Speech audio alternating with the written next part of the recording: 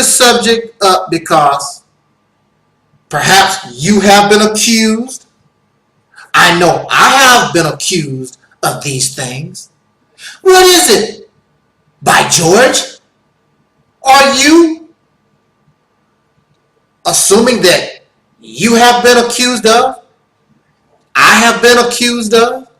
Well, at some point in time, I'm very sure you have been called a liar. I'm very sure at some point in time somebody has called you a hypocrite. So the subject that I've chosen today for these few minutes is to speak about, very briefly, straight to the point, if that's possible, exactly what is a hypocrite. What is a liar? Also, I want to include Sambo and Coon. You know, we say things and we really don't even know what they mean. I have been called, can you believe it? I have been called a Sambo. I have been called a Coon, a Shine, Uncle Tom. We say these things. I have been called a MF, a Mother F. You know, all these beautiful words that y'all learn from your slave master. Coon, Sambo, MF, Dick, the P word that ends with Y. All this stuff y'all learn from your slave master, but at the same time, black power. You raise your fist in the air, black power. You hate Caucasian people, but you still hold on to that behavior that they condition you in. Everybody is an MF, suck my this. You a PSSY. All those nasty things that you learn from your slave master, but you so black. You so melanated. You so wise and intelligent and so smart. But yet and still, when it's all said and done, you still the usual average Negro. Or in your words, you still a nigger. That's all. Black power, nigger. A Nubian nigger. A Kemetic nigger. A Hebrew Israelite nigger. A black Muslim nigger. A Christian nigger. That's all you are. And just like any nigger, you don't understand or have no idea of the word that's coming from your mouth. Because your slave master really didn't teach you that well, did he or she? Your teacher might have been a Caucasian pink woman, who knows? But I want to talk about two specific words within this brief period of time. I want to talk about, and y'all can do your research and learn about what is a MF. What is that? If you go to Taalik Nasheed's Hidden Colors #4, you may find out what a Mother F is, and perhaps just like in that video Hidden Colors 4, you might not want to or wish to continue to use that word when you actually know where it comes from. Also, the writings of our late sister, Dr. Frances Cress Wilson. But in the meantime, let us talk about exactly what is a liar, and let us talk about what exactly is a hypocrite. Angel Snub 7, they write on my page all the time, and they may even call me this in my face. Angel Snub 7, you are a black liar. You one line as nigga. Well, first of all, when you tell a lie is told, it is an intentional way to deceive. When somebody lies, their intent is to deceive you. Now, if Angel Snub 7 is a liar, please show me that I am intentionally lying to you, to deceive you. Now, I may be misinformed. I may be ignorant. I may be a lot of things. But when you call me a liar, and I will listen to what you have to say, please show me, since I am a liar, show me of how I am trying to deceive you. I'm a liar. And whenever a person tells a lie, there's a benefit. So I'm going to lie to a woman about my occupation and how much money I make. I'm going to tell her a lie, deceive her, because I like her, I would like to have a romantic relationship with her. That's the benefit. I'm telling a lie so I can get the woman that I want. Many of you lie on job applications. You lie to deceive the employer so you can get a job. Whenever you tell a lie, there is a benefit. If there is no benefit, usually there is no lie. Some people lie just for fun. But there's always a benefit behind the lie. A lie is the intentional act to deceive. So if Angel Snub 7 is a liar, please show me what is the benefit that I get from lying to you. You have not sent me any money. You have not bought me a car. You have not gave me free sex. What is it that how do Angel Snub 7 benefit from lying to you? Oh, I know. You become a subscriber. So you become a subscriber to Angel Snub 7. How does that benefit me? My videos are not monetized. I don't get any money for videos that I make at all. So how am I benefiting? Then there are those, because I used to be in the Nation of Islam. I also used to be a Christian. I also used to be a lot of things in life. So then they call you a hypocrite because you no longer believe in Islam, or you no longer believe in Jesus. So you become a hypocrite. And so now I do not acknowledge God at all. I cannot believe or disbelieve. I have never met God. I have never had an interaction with God. I don't know what you're talking about. When you tell me about God, Allah or Jesus or whomever your God is, I cannot say sincerely whether I believe or disbelieve, because I have not had any interaction with your Lord and your Savior, or whatever that you want to call him or her.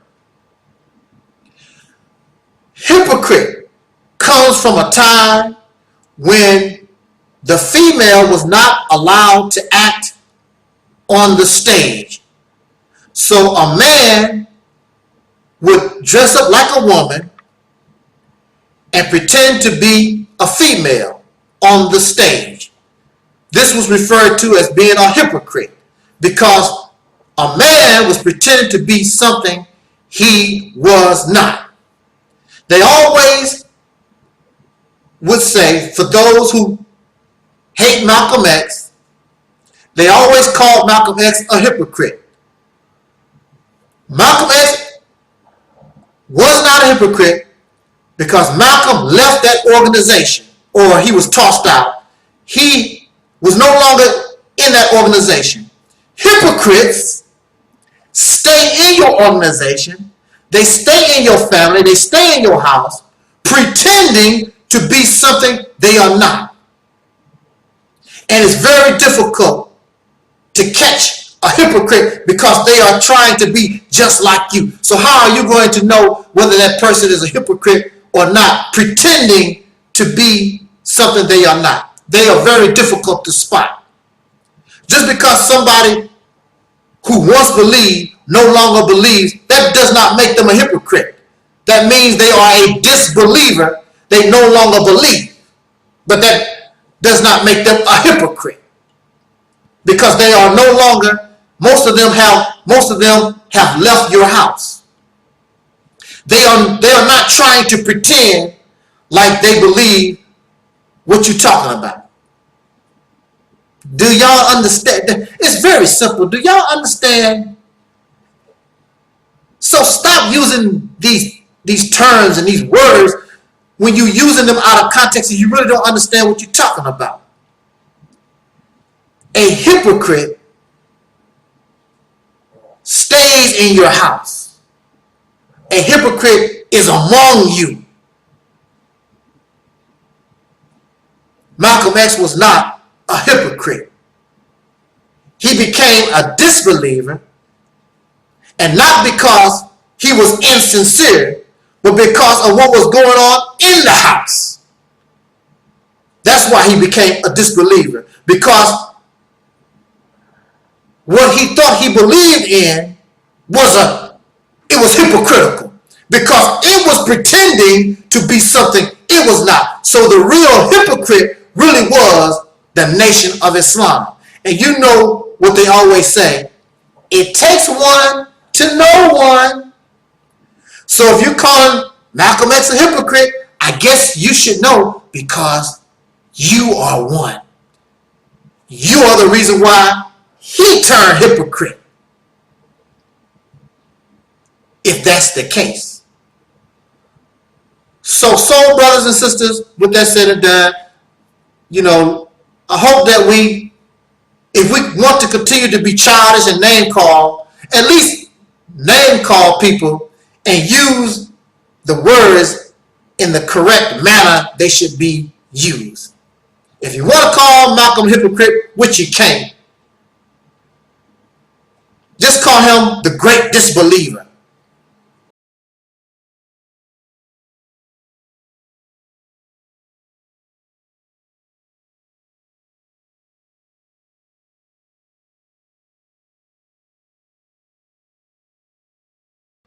Of which that's all I do anyway, because I don't teach anything. I offer us advice and suggestions. You may reject the advice, reject those suggestions, be in denial of our reality.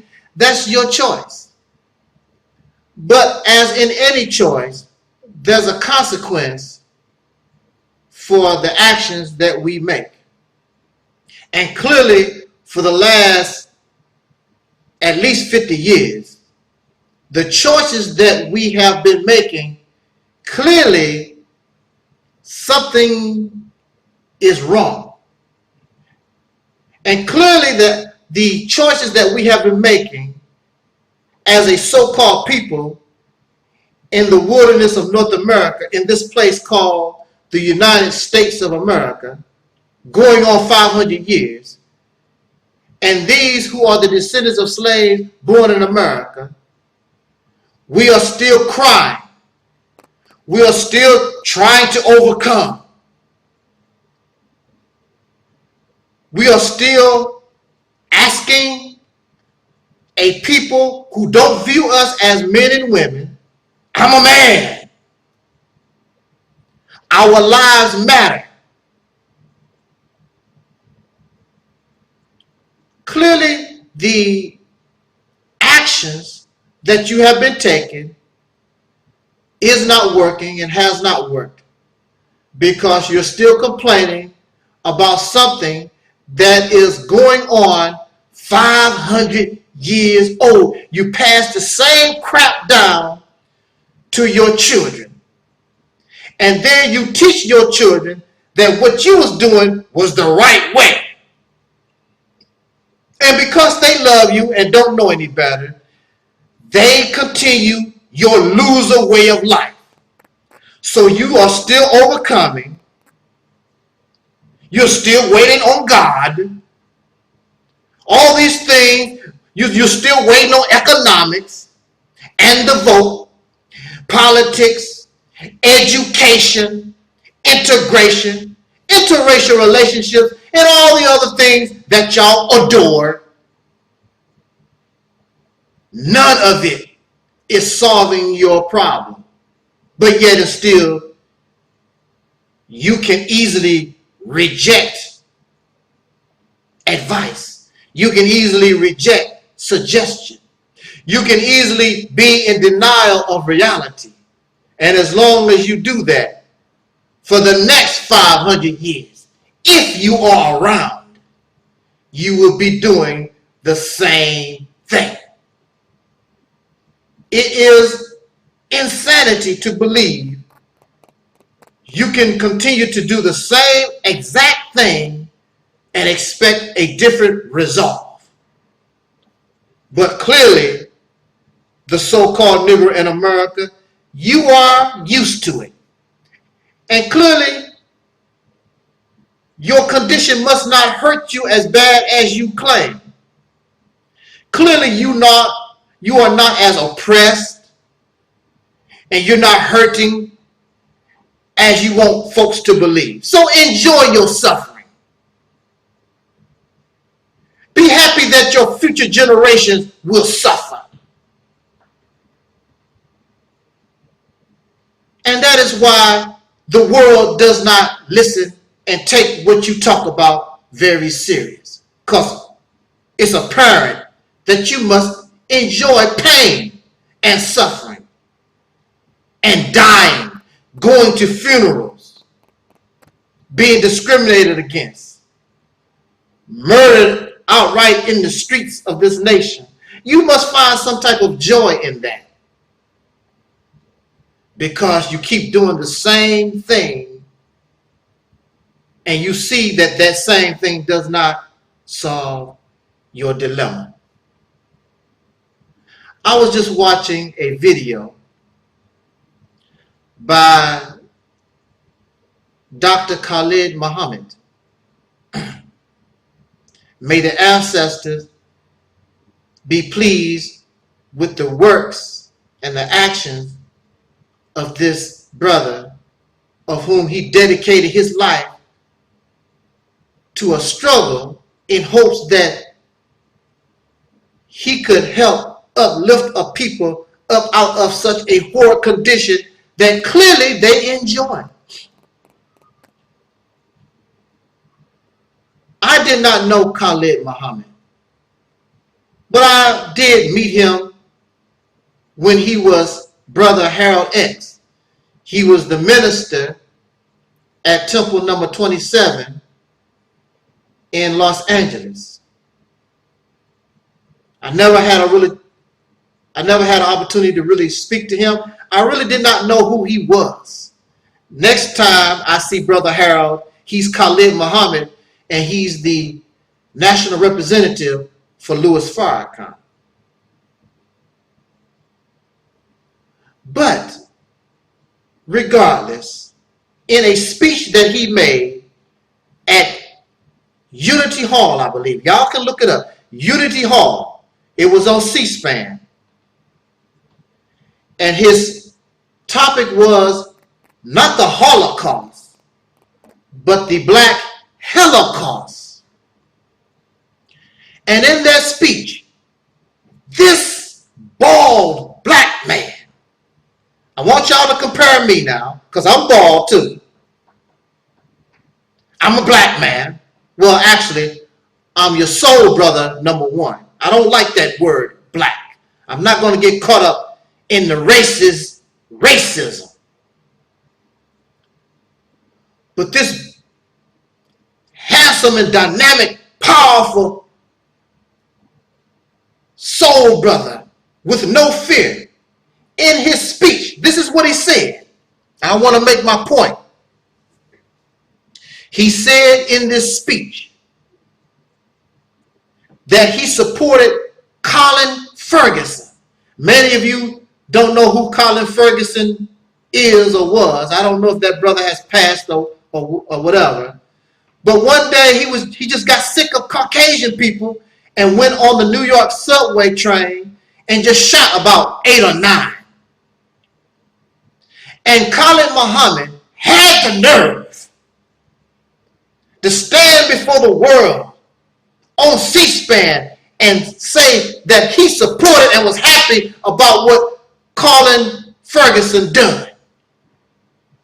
This also, I believe this happened during a time, I think Colin Ferguson, I don't know if he was before or after this Caucasian devil, Bernard Guest.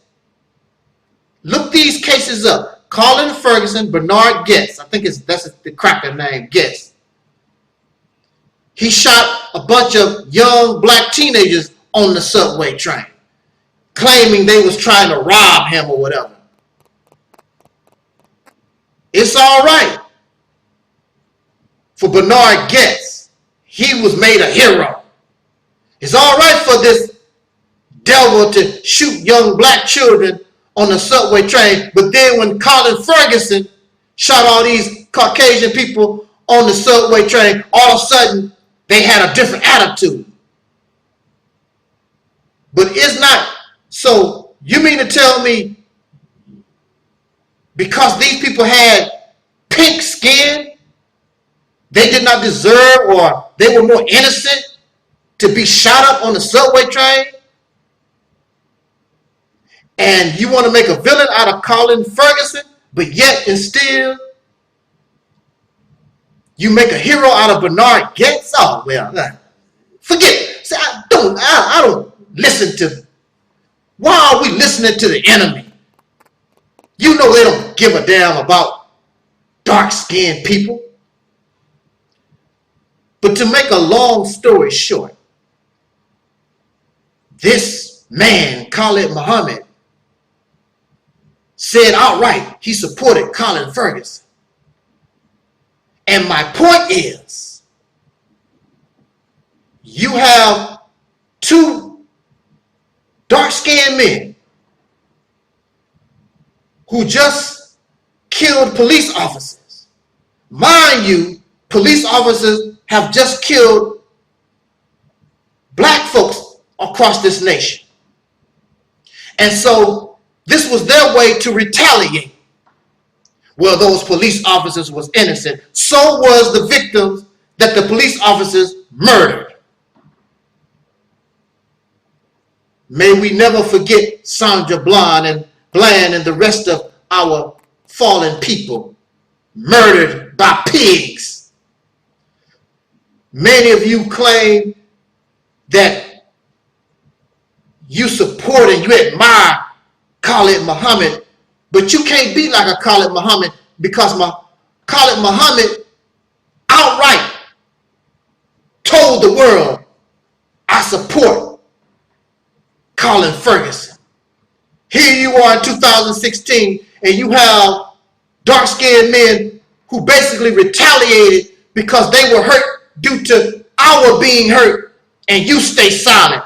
You say stuff like, well, I don't condone what he did, but I understand what. No, I will tell you, just like Khalid Muhammad, I can say, I can stand with those that done this. I don't understand. It should have been done. Since you are too afraid to do what these men done, then the least you can say and be like Khalid Muhammad, I support that.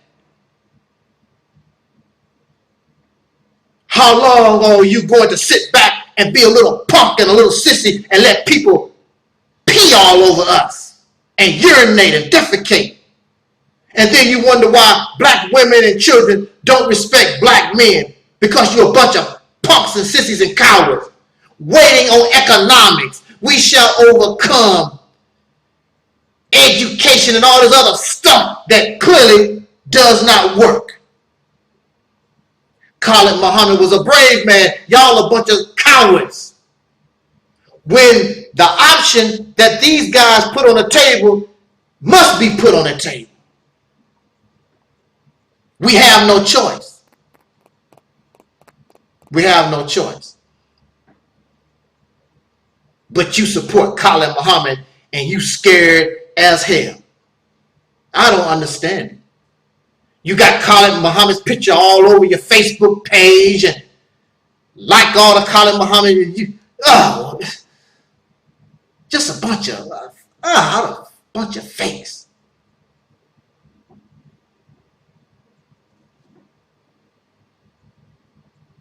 When will we stand up as black men? We all got to die one day. So what? How long are you going to let these devils do this to us?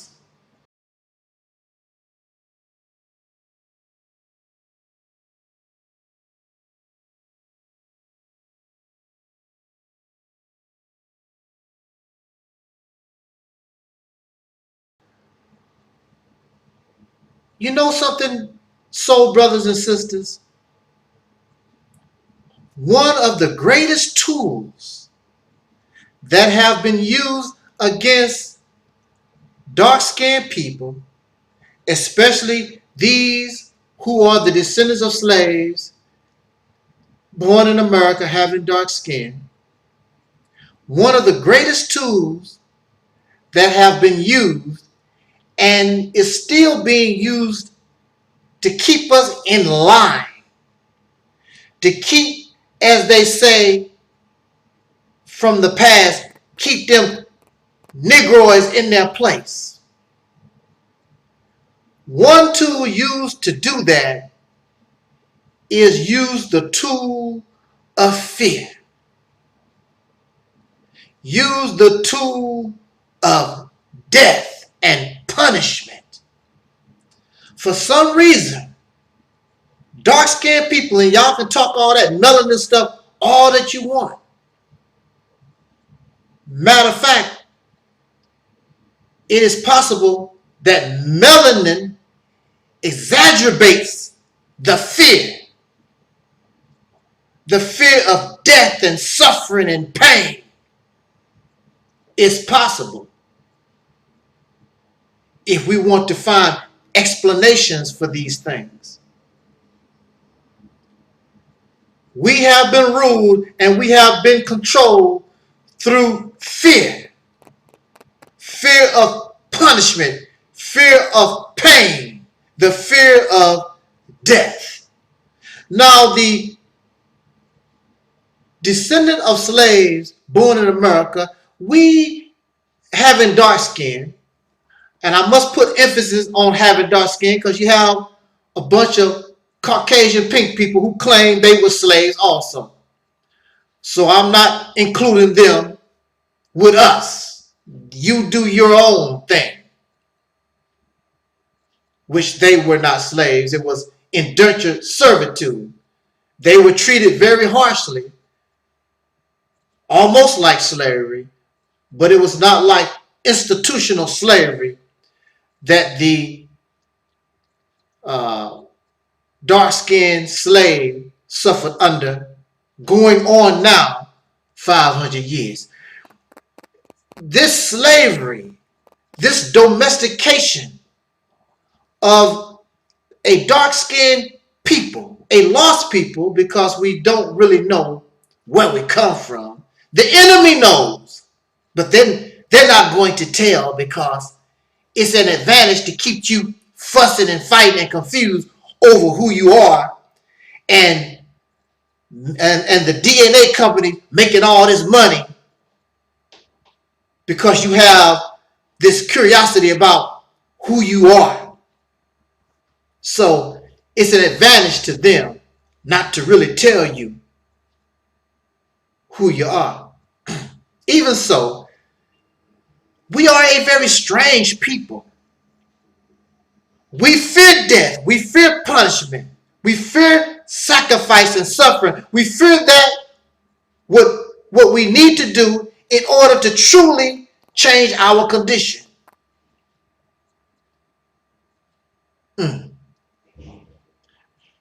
Religion, even in our religion uses fear.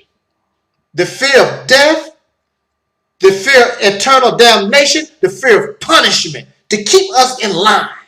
But yet You tell me that your God is one of love and peace, but yet and still your God uses fear, punishment. The same thing, the same tool that the slave master and his children used to control the slave and all of those of whom they oppressed, the same tool used by the oppressor, your God also uses.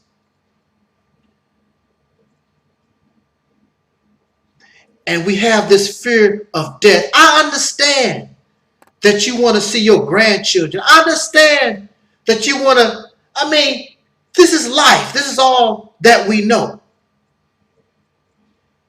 But even when you look at the history of the United States of America, how many Caucasian pink people did not live to see the United States at all? They did not even see the United States become the United States. They died in the Revolutionary War. They died in the struggle. So in order to change your condition, in order to truly be free and independent, somebody must die in the struggle.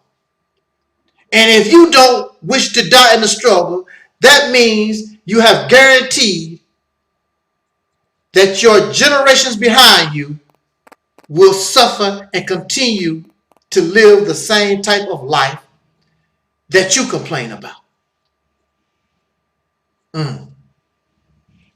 Who will die in the struggle? We have this fear of death, but yet and still we know that death is a part of life. We go to funerals and we don't want our children and we ourselves don't want to see the reality of death. So the one whom dies, you don't want to see them in the state that they actually died. You want to grab the body and put makeup on the dead body, the corpse, and put hair, put a wig on the body and paint the fingernails and make the body look all pretty. And you want to sing songs and happy songs and all this stuff because we can't face the reality that it's over. Now, brothers and sisters, there's always exceptions to the rule. Nat Turner was an exception to the rule. Denmark Vesey would have been an exception to the rule. There are so many freedom fighters and those who rebel. There's always exceptions to the rule, but the majority of the people, because fear kept you in line. You watched Kuta Kinte get his butt whipped, and you weren't even getting whipped, and you were shaking in fear. Some of you tell that lie, man, I couldn't be no slave. You a liar. Because if somebody brings some fear, put you in the right situation, you will submit. I know that you will submit. I know that you will bow down because you can't even handle getting threatened about your job. If somebody come to you and threaten you about your job, you'll talk all tough for a little while, and then you get on. You start getting all scared. You don't want to lose your job. So here you are, an oppressed people. You're not looking for a job. You're looking for real freedom, justice, and equality. And according to history, there has been no beautiful way to attain that goal except somebody had to sacrifice. Somebody had to suffer. Somebody had to die in the struggle. That is why Dr. King told us he's been to the mountaintop. I might not get there with you because Dr. King understood somebody has to die in the struggle. If nobody is willing to die in the struggle, how are you going to get to the mountaintop? Dr. King knew that he would eventually have to die in the struggle. And speaking of Dr. King, there are those who call this poor brother all kinds of names. He's a coon and a Sambo because he used the method of nonviolence in order to, he thought, could be used as a method against a wicked and violent oppressor. Of course, later, Dr. King began to change his mind. But those, even in the nonviolent movement, they sacrificed. How many of them lost their jobs? How many of them, and there was no welfare system. There was no food stamps and EBT cards and all that kind of stuff. Many of them walked so long, they walked the sole of their shoes away in the Montgomery bus boycott. They suffered greatly. But in order to change a condition, somebody must sacrifice, somebody must suffer, somebody must die. And all that happened during the civil rights era. Now, this is the ironic thing about the so-called Negro. This is the ironic thing about these of whom I call dark Europeans. This is the ironic thing about Negroes. You fear death. You fear being hurt. You fear pain and suffering. But this is the ironic thing. Some of y'all can get to the point where you don't give a care. And you will die for stupid. You will die for stupid reasons. Man, you stepped on my shoe, and take a gun and shoot somebody in the head because they stepped on your shoes that you making some cracker rich. You'll kill your girlfriend and your wife and your children.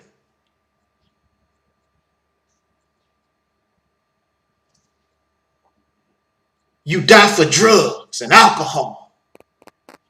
All kinds of stupid stuff. Kill somebody over a chicken leg. But you won't die and suffer and struggle to uplift a people up out of this condition that makes you the way that you are. Want to kill somebody over a chicken leg, a McDonald's hamburger. But you won't die in order so our people, the people that you are born from, can have an easier life and enjoy heaven on earth and not keep waiting for some God and spook or some savior to come do what you can do for yourself. And then you just don't understand that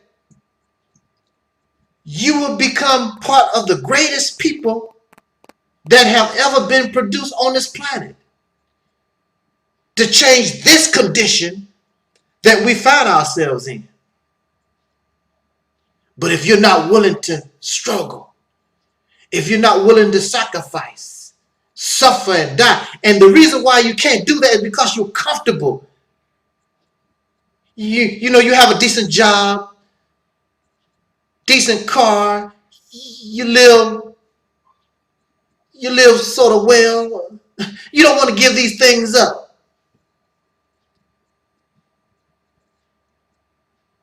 So until somebody decides, I will sacrifice, I will be like the Jesus. I will sacrifice my life. I will suffer and I will die and I will struggle. Not just a few. I mean, a nice amount must want to do this. And then you must tell, as you walk into the valley of the shadow of death, I fear no evil. So that we can change this hard condition. And if you love your babies, you can finally give them a better way of life,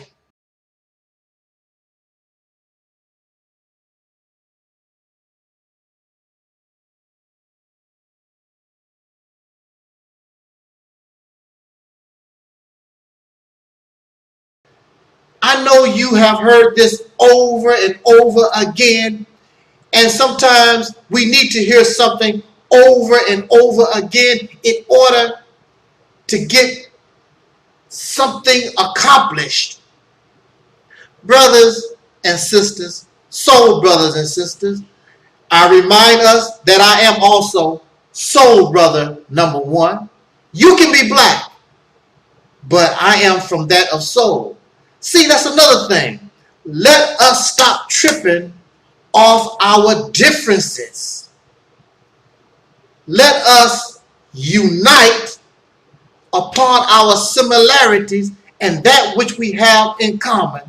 And what I know that we all have in common is that we are the descendants of slaves born in America having dark skin, or you suffer the same oppression as those who are the descendants of slaves having dark skin born in America. Come on. Now, work with me. Work with me, soul brothers and sisters. I want to say this in the brief few moments that I have with us. I want to talk about these confrontational videos, these so-called beef videos. This black man versus this black man, this organization, this black organization versus another black organization or individuals, the black man versus the black woman, and it goes on and on and on. How can you come up out of your condition? How can we come up out of our condition having this type of behavior? I want to begin by saying this. One of the most known beefs that's going on right now. Some of us may know these brothers. And that is the beef between Sonetta TV, aka the House of Consciousness, and these other faction of brothers calling themselves in the black media. I am very familiar with the House of Consciousness, but I'm not very familiar with in the black media. However, they are both involved in a struggle that I hold dear to my heart. All of us are in this struggle, approaching the situation at different angles, but we are all involved in this struggle. Our problem is there's too many angles. There needs to be some type of unification within those in the struggle. And beefing does not help. Having a hatred for Sonetta does not help my cause. If I love my cause, and my cause is the upliftment, the awakening of the mind, the eventual and inevitable freedom, real, true freedom of the soul brother and sister having dark-skinned descendants of slaves born in America. And just because of my love, because I love us, I can compromise my position so I can work with you who claim that you want the same thing that I do. We should be able to do that. Beefing does not help. Beefing, the only thing beefing does, it makes sure that you will stay in the hole that you were trapped or found yourselves trapped within the hole that you've fallen in. That's the only thing beefing does. Because the power that you are wasting on a brother or a sister, you could be using that energy and that fire against the real enemy. We need to stop doing this once and for all. Don't you understand? Not only Sonetta TV, the House of Consciousness, or in the black media, don't you understand, even as an individual, as somebody who is a supporter, as somebody who has this awakened mind, all of us in this struggle, whether you know it or not, and you can praise Sonetta, and you can praise the Dr. Umar Johnson in the black media, or King Noah, or myself. You can praise whomever you want to praise, but you are just as important, if not more important, in the struggle, because you are part of the brain of the struggle. You are part of the head. You are a leader because your mind is awakened. You have become part of the brain function of this body that has been enslaved. It is now time for this body to get up out of this bed that you have been asleep in going on 500 years. And whether we know it or not, this beefing and going back and forth and hatred from one brother or sister towards another, it affects even those of us who are not actually involved in that conflict, because it makes what we call black conscience, Afrocentricity, black power, it makes it look bad in the eyes of the people of whom you claim that you're trying to raise up, awaken, and help uplift. It makes us look bad because in their eyes, they look at us as a joke. They don't take us seriously. They view us as a bunch of, pardon the word, the N-word. That's what they view us as. You're no better than them. What's so special about being Kemetic, a Hebrew Israelite, Nubian, or whatever you want to call it? What's so special about y'all? You're acting silly, and you're just as dead as any other person of whom in the Nation of Islam language we call them lost founds, lost in the hills of North America. So beefing and this infighting among those of whom you call yourself conscious, it makes us look bad, whether you are involved in it or not. Because our people view us as the leaders. If you are or have an awakened mind, if you are of black conscience, you and we are leaders whether we like it or not. You don't expect somebody who is lost to lead us anywhere. Tommy Sotomayor is lost. Jesse Lee Peterson is lost. All these other people that you got out here, they are lost. The beefing, the confrontation that you have, we must stop it. I just recently watched a video by our brother, the General Sarah Sutasetti, and he is saying the same thing. But I want us to look at it in this manner. Action speaks louder than words. We should be ashamed of ourselves. I do not watch videos where one group of brothers is beefing with another or have a problem with another group of brothers or sisters. I don't support those videos. Here you are claiming black conscience, and you have become sick because many of you who claim black conscience and claim that you love black people, but you also love to be entertained by the beefing and the infighting. You should cry, and you should feel, what's the word I'm looking for?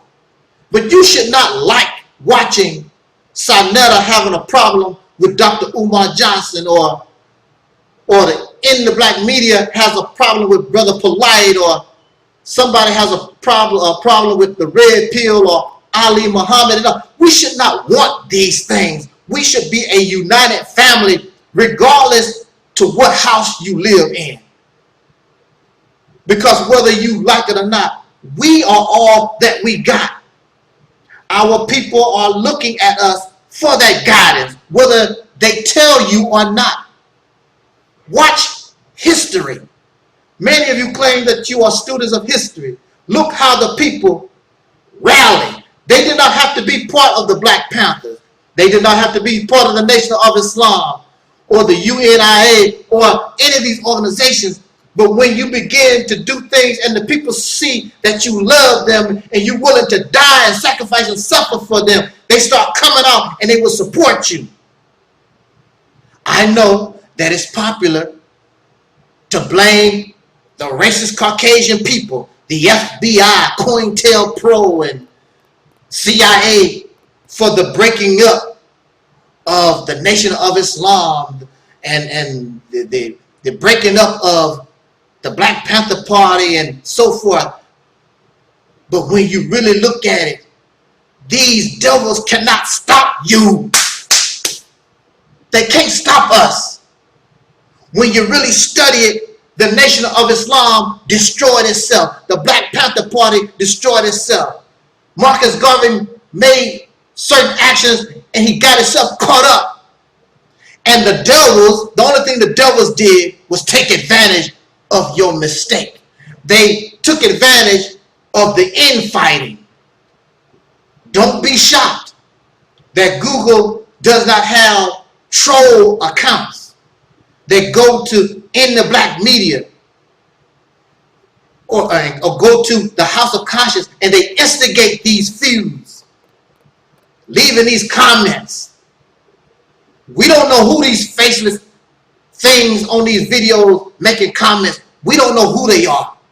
They instigators. Remember, COINTELPRO did the same thing. If you have a problem with Brother Polite, let's say for instance, Brother Polite did scam. Well, Brother Polite, if Brother Polite is a scammer, then we have to shut that down. We cannot have a person doing that. However, if Brother Polite is just a victim of bad business practice, we should be patient and try to work out the problem with those who lost money, give them their money back, and work those different things out and continue to move forward and hold on to somebody valuable like Brother Polite. I'm going to say this again. All of you that make YouTube videos, all of you who are actively in the streets and participating in the struggle, all of you, from the oldest to the youngest and those yet born, all of us are important in this struggle.